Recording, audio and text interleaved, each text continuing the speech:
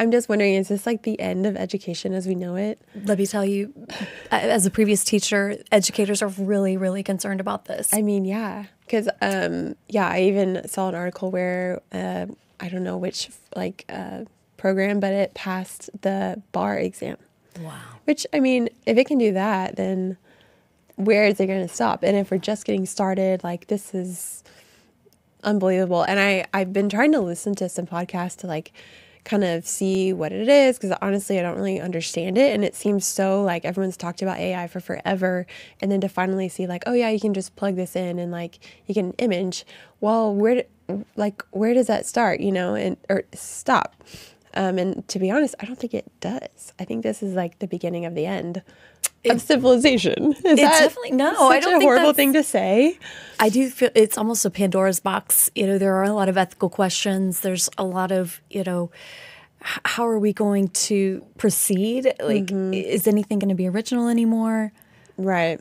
I don't know. Because We should have been using it to create our segments for the show. Could have saved us a lot of time. Okay, you know what? Because I think Ryan mentioned that last time I tried to plug it in to see, and it was like, oh, all of ChatGPT is busy right now. Yes. So I was like, okay, well, never mind.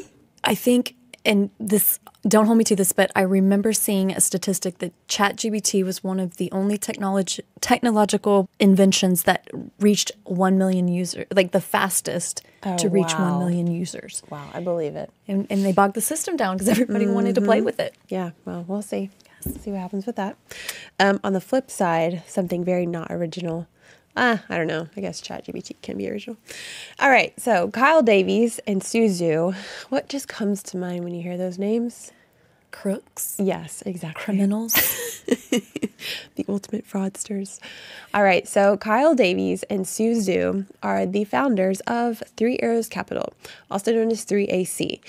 3AC was one of the largest crypto hedge funds that ever existed. And because of that, it was also one of the largest failures in crypto history. These guys have been on the run, apparently not even cooperating with their own bankruptcy process. They owe investors millions, if not billions of dollars that they completely lost. And so what do? They start a new company, and they are fundraising. They are asking the venture capitalist community for more than $25 million. Their location still isn't even known. Like they are on the run, and they're like, here, actually, we're gonna do this. It's just mind blowing. This exchange will be focused on digital currency bankruptcy claims. So they're literally in the middle of their own. They're not cooperating, and they're starting their own company. I can't believe it. CNBC reported beyond the 4 founding members, the deck lists. So they're partnering with some like CoinFlex, I think, which is another company that's kind of on the rocks. So there's 4 founders. So besides them, the deck list, Kent Deng as GTX. So that's the name of their company, GTX. As CTO, Leslie Lamb as CMO, Yelena Mekleka as Chief Digital Officer. GTX apparently has a team of more than 60 developers, according to their deck. I can't believe this. And apparently they're trying to get it to market by the end of February. So it's a rush. It's a very seed round. And wait. GTX. Are they trying to just remove one letter from FTX? I mean, you would think they would want to go the opposite direction, but they're just like right in the mold, doing the same thing over and over again. And I think it's just like so wild to me because honestly, people will probably invest. They'll probably get to their amount that they want.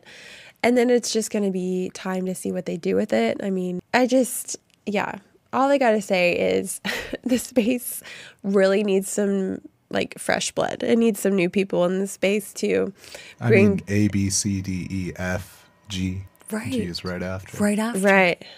Yeah. It's almost like they're capitalizing on the failures of the industry. Is that maybe so their hook? I'm not really sure, to be honest. I don't know what they're thinking because they might be going to prison. Like this is so wild to me.